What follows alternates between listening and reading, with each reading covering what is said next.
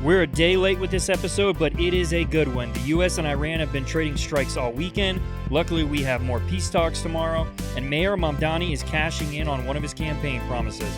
We're going to talk about why the rent freeze in New York City is actually a bad thing. All that and more right now.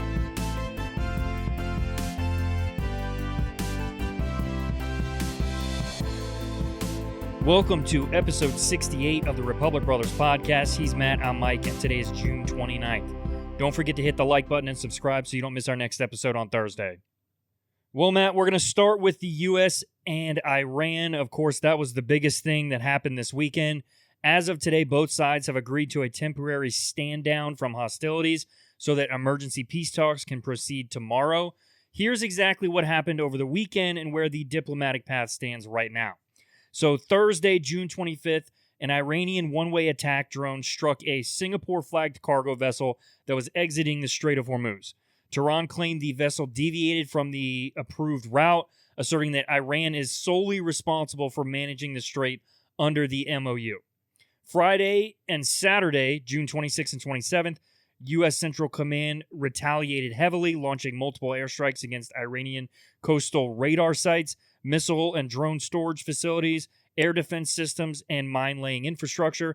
Another drone attack on a Panama flag tanker on Saturday triggered a second wave of U.S. strikes. Then on Sunday, June 28th, Iran's IRGC retaliated by launching ballistic missiles and drones targeting U.S. military facilities, specifically the U.S. 5th Fleet Naval Base in Bahrain and the Ali Al-Salam Air Base in Kuwait. No major U.S. casualties or severe infrastructure damage were reported. Following the IRGC strikes, Iranian officials threatened to completely tank all diplomatic processes if the U.S. continued to challenge their sovereignty over the strait. Despite the weekend's chaos, a complete collapse of the peace process has been avoided for the moment. Iran initially canceled technical talks that were supposed to happen in Switzerland on Sunday, citing the U.S. strikes and demanding verification on terms like the unfreezing of Iranian assets. However, a scramble by international mediators successfully put diplomacy back on the rails. President Trump and Iranian leadership have agreed to a freeze on hostilities, allowing vessels to move freely while emergency talks convene in Doha tomorrow. For today, the guns have gone quiet, but tomorrow's face-to-face table in Doha will dictate whether the region transitions towards an actual end to the war or slips right back into open conflict. My guess, we're not even close to a deal.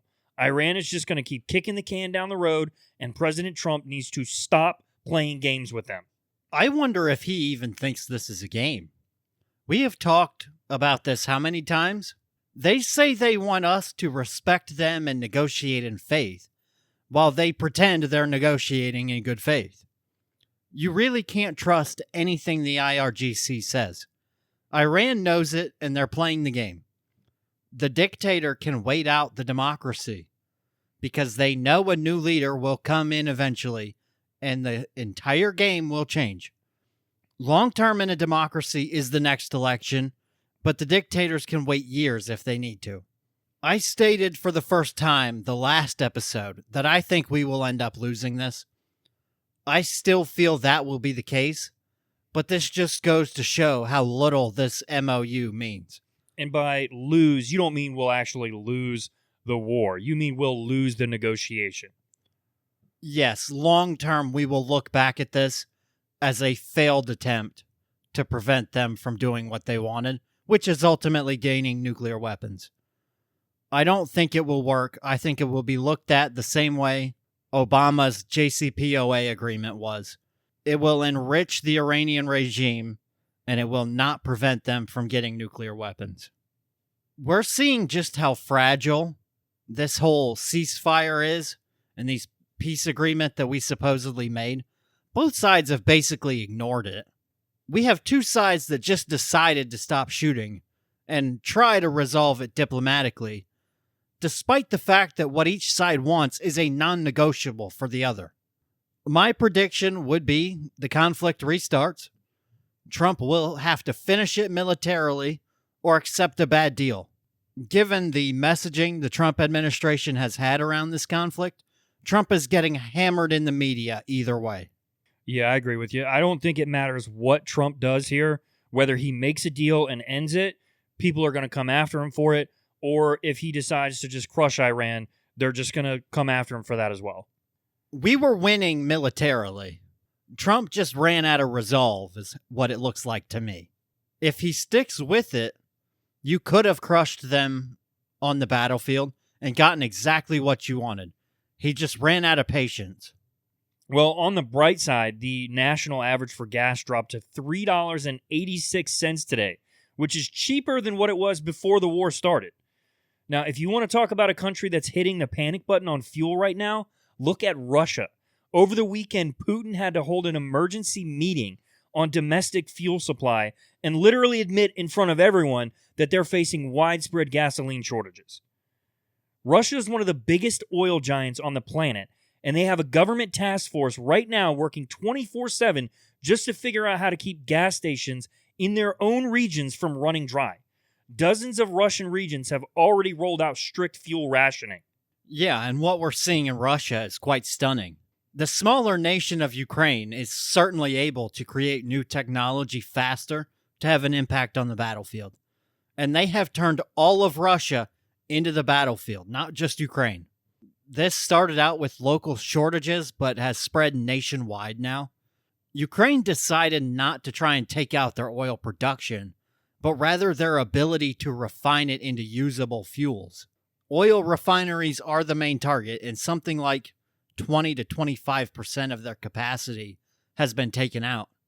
It has been very difficult for the people in occupied Crimea, where people are actually starting to flee. There is no fuel for anyone other than the government. Putin didn't expect Ukraine to get this capability, and Zelensky wanted to make the people of Russia feel this war too. You need fuels for everything, so the longer this goes, the worse it gets. Zelensky has stated that this is a 40-day push to inflict as much pain on the Russian people as they can. Now, of course, the parts of Russia not named Moscow and St. Petersburg are really getting the short end of the stick here, and rationing is happening in a lot of places. But some of the elites will, of course, still be allowed to do whatever they want. I would guess Ukraine is trying to take out half, at least, of their refining capacity, because if they can pull that off, you can't meet military and civilian demand with that much of your refining capacity offline. I just want to know, what is this task force even actually doing? Like, what they're sitting around 24/7 trying to figure out how to keep their gas stations from running dry. How exactly are they trying to do that? It seems like the answer should be, you just need more oil. But what's the real answer? Why are they running short now? Oil isn't the question here. Ukraine wisely has decided not to attack the wells that are pumping the oil out of the ground. They've gone after the logistics side. That would be the refineries that turn the oil into usable fuels and the logistics that get that fuel to pumps.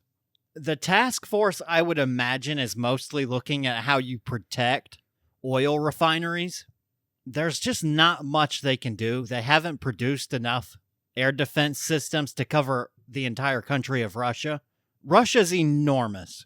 It's a population of 144 million. There aren't that many of them per square mile, and they can't protect all of it. It's pretty clear at this point they also can't protect the borders around Ukraine. The task force is going to try to find a way to protect specific sites, and we're seeing that includes making some of these sites defend their own airspace. Some oil refineries are being told to buy air defense systems from friendly countries and protect their own airspace. But nobody's doing that, because if you put one gun on a nuclear site, on an oil refinery, the cost of insurance goes up a lot.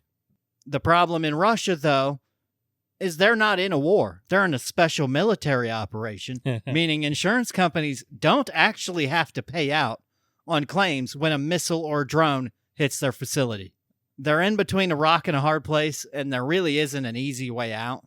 I would guess they're going to try to find a way to protect these sites, but I don't know how they're actually going to do it.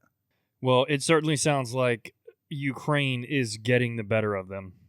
For the time being, absolutely. The momentum has shifted to Ukraine, but I still don't think we are close to an ending to this war. All right, well, let's move on to our next topic. So we talked about this a while ago, but I wanted to bring it back up because it just actually happened. So long before the official World Cup tournament draw was made, Seattle's local host organizing committee designated a June 26th World Cup match at Lumen Field as their official Pride match. When the final FIFA group stage draw was decided, the schedule placed Egypt and Iran in that game.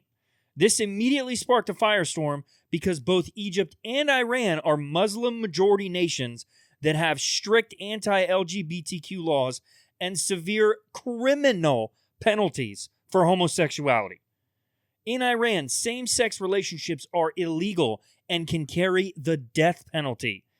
And Egypt frequently uses broad indecency laws to prosecute LGBTQ individuals. The football federations of both nations objected to the branding and lodged complaints. The Egyptian Football Association stated that the event directly conflicted with their cultural, religious, and social values. Iran's federation called the designation irrational and formally requested that FIFA ban any pride ceremonies or promotional activities inside the stadium. FIFA President Gianni Infantino heavily distanced the organization from the branding, stating that there is officially no FIFA-sponsored Pride match and that the festivities are strictly an external initiative by the local city organizers. However, FIFA rejected requests to cancel the festivities and confirmed that rainbow pride flags will be permitted inside the stadium, classifying them as a broader, protected expression of human rights. Now, like I said, we talked about this a few months ago, but I wanted to bring it up again since we also just had that whole thing with the San Francisco Giants players. Some people in this country still don't understand just how lucky they are. Would there be a pride match if the World Cup was in any of these Muslim countries? No chance. Yeah, no. It is literally illegal to be gay in those countries. You get in more trouble there for being gay than you would for speeding. And even as a foreigner, if you show signs of being gay, you're going to prison. And then you're going to need Daddy Donald to bail you out. FIFA was always going to be in a tough spot with this. You can't represent every nation in the world. And they always try to get out of every situation as cleanly as possible, so it doesn't affect revenue. This really hurts the left's narrative that all cultures are created equal, though. They sentence you to death if you are gay, but the US is the evil one for some reason. All people are created equal, but governments and cultures are not. It's very amusing to me, and I'm sure it is to you as well, that we have a Queers for Palestine group, and that the left loves Muslims and all that. They are completely unaware of how others see them. The left wants Muslims to be on their side, but that wouldn't go well if they became the majority. I found an example of this too. Mike, have you ever heard of Hamtramck, Michigan? Yes. This city, which is on the outskirts of Detroit, the demographics changed and became majority Muslim. And in 2015, it became the first city to have a majority Muslim city council. And over the following years, it became unanimously Muslim. In 2023, during Pride Month, they banned pride flags. And Hamtramck actually wanted those Muslims to come into their neighborhood. They asked for that. And look how it turned out for them. Yes, it's just because they can't see the real world and they can't look bigger picture. Yeah, all these people think that all these other countries are just so much nicer, and yet these countries will kill you for being gay. But over here in America, you're worried because we don't want to listen to you talk about who you have sex with. Like, that's really your complaint. We don't care who you spend your time with in the bedroom. We just don't want to hear about it. Like, why is that such a bad thing? And isn't it a great thing that the World Cup is going on right now? And all these Europeans came over to America and realized everything they've been told about America was a lie. You aren't going to get shot 5 minutes after you get off the plane. Yeah. All the propaganda that they get told about and how we're such a terrible place. And then they all come over here for the World Cup. And they love our culture. They love our ranch. They love our free refills. And they found out that the people living in the poorest U.S. state have a better quality of life than stockbrokers in London. Well, let's shift gears here since we brought up quality of life. Let's talk about New York City. The New York City Rent Guidelines Board voted 7-1 to enact a 0% increase on both 1-year and 2-year leases for the city's roughly 1 million rent-stabilized apartments. This impacts roughly 40% of New York City's entire housing stock. It applies to leases signed between October 1st, 2026 and September 30th of 2027. While New York City has frozen 1-year leases before under Bill de Blasio, this is the first time in the board's 56-year history that they have frozen a 2-year lease. Now, the Rent Guidelines Board is technically an independent entity, but the mayor appoints its 9 members. And within the first few months in office, Mamdani appointed 6 new members. What a coincidence. Hours before the vote, landlord representative Christina Smith resigned from the board in protest. She released a scathing letter stating that the board had stopped being a fact-finding body and had, quote, vibe-coded its way backward to justify a result that was predetermined on the campaign trail. Freezing prices artificially doesn't erase rising operational costs, like insurance, fuel, skyrocketing property taxes. When landlords cannot recoup the rising cost of maintenance, they stop investing in the properties. The New York Apartment Association estimates the city already has 50,000 ghost apartments. In other words, units that are rent stabilized but left completely vacant because the owner can't afford to renovate them up to legal code under current rent caps. Landlords with mixed portfolios or new developers will raise the prices on market rate apartments, on the regular ones. They'll raise those prices in order to subsidize their losses on the frozen units. This reduces overall housing supply and drives the market rate rents even higher for everyone else. This goes back to what we keep saying. When you try to give someone a handout, it's never free. Someone has to pay for it. Because the freeze covers 1-year and 2-year leases signed through September 2027, 2028 is when all those frozen leases will expire. The Rent Guidelines Board can't freeze rents forever without triggering mass structural collapses. Property taxes, water rates, and building insurance are not frozen. Those will continue to climb. By 2028, the board will be forced to pass a massive catch-up increase just to keep buildings from going under. The irony? The very tenants who are celebrating this 0% freeze now will face a huge rent increase in 2 years when the rent goes back up. Right now, data shows about 100,000 rent-stabilized units are already in financial distress. By 2028, a significant portion of those will have crossed the line into insolvency. Small generational property owners like mom-and-pop landlords who own like 6 to 10 unit buildings in outer boroughs like Queens or the Bronx, they survive on thin margins. 2 years of zero revenue growth will push them into foreclosure. When a rent-stabilized tenant moves out of an old unit in 2027, the landlord's going to look at the cost of bringing a 50-year-old apartment up to 2028 lead, asbestos, and energy codes. When they realize that they can only charge a frozen sub-market rent, they'll padlock the door and leave it empty. The 0% freeze is not a solution. It is a high-interest loan against the city's future. You're spot on with that, but the reason Mamdani wants this, as do the left as a whole, is because it's a short-term win. Your cost of living will not go up in the short term, and some people just don't look that far into the future. This is an overstep from the government. When the government steps in and takes away the ability of free markets to operate as they need, investment will dwindle. As you said, why would a landlord invest in a building if they can't charge a rate that will keep them profitable? Do you think people will continue to invest in something that loses them money? Most landlords don't have so much money that they can continuously lose it and keep it open just as a favor to the community. This will result in those mom-and-pop landlords selling the buildings to larger developers, who will then control a vast majority of housing, and the wealthier people in New York will have to subsidize the rent-stabilized housing. Then they leave because they have money and they can go somewhere else. That means tax revenue for the government leaves, so the government will need to increase taxes and freeze the rents even longer, which just keeps this whole cycle going and only makes things even worse. Yeah, I just don't understand how anyone can look at this, hear what we just said, and then still think this is a good idea.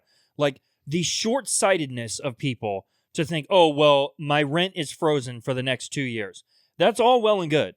But at the end of the 2 years, what are you going to do then? You're going to have to find somewhere else to live where all the prices are going to be that much higher on all the rent for all the ones that weren't stabilized.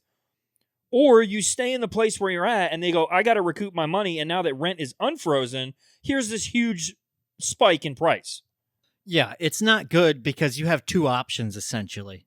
When the freeze ends, you either refreeze rent, which means you go longer without increases in prices, which means you have fewer housing options on the market. Because as we said, if people can't get market rate, they're not going to invest in those buildings. The other option is you don't refreeze the rates and you have a massive jump in rates. Most people can accept a 2 or 3% increase on their rent every year. How would you feel if your rent went up 20%? You're going to forget that you just went a couple years without it going up. The sticker shock will hit you harder.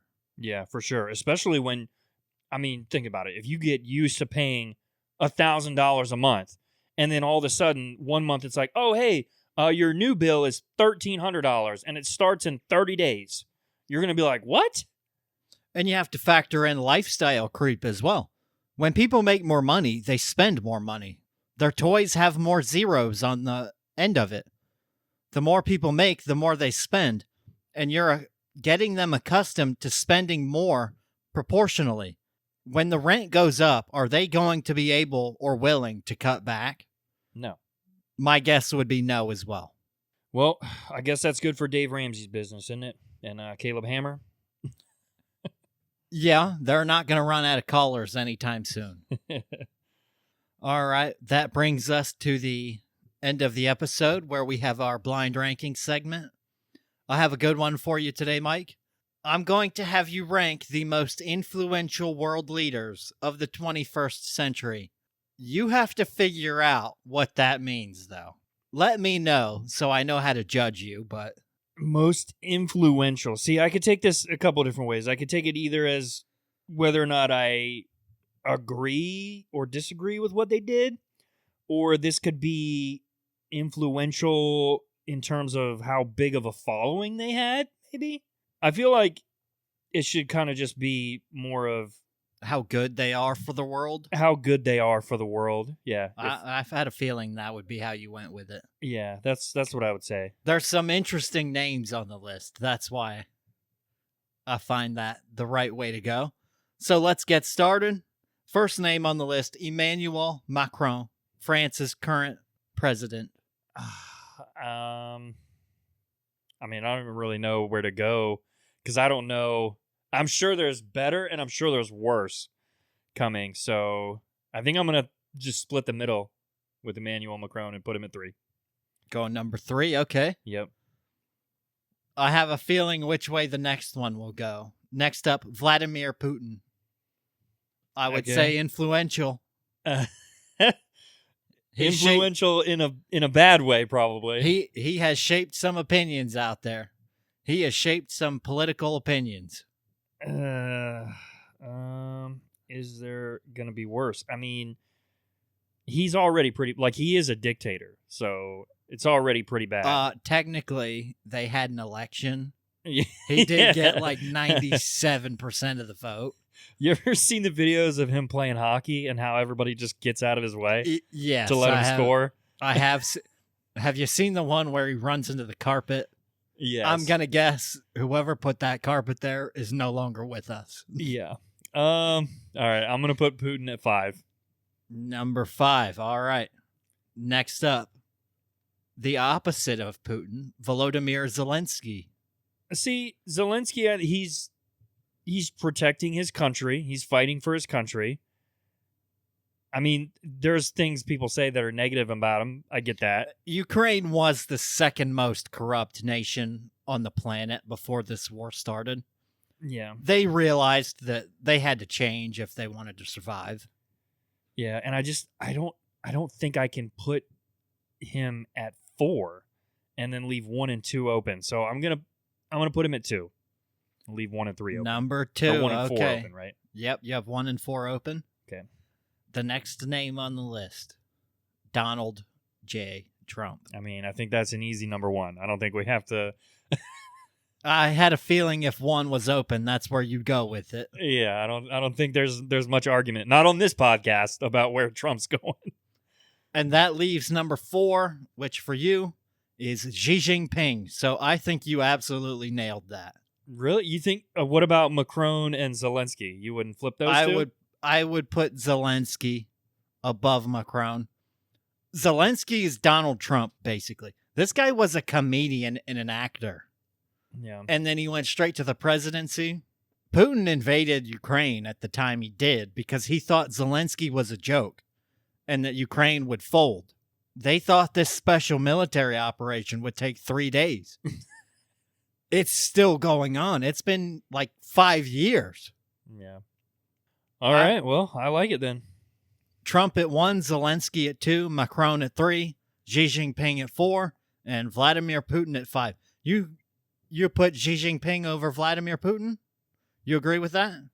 I mean, they're both kind of on the same level, pretty much. At this point, Xi Jinping hasn't invaded anybody like Putin has currently. He's trying to, though. He's trying to, but he hasn't done it yet. Oh, he also has the Uyghurs in concentration camps. But other than that, nothing bad. I think they're both pretty bad.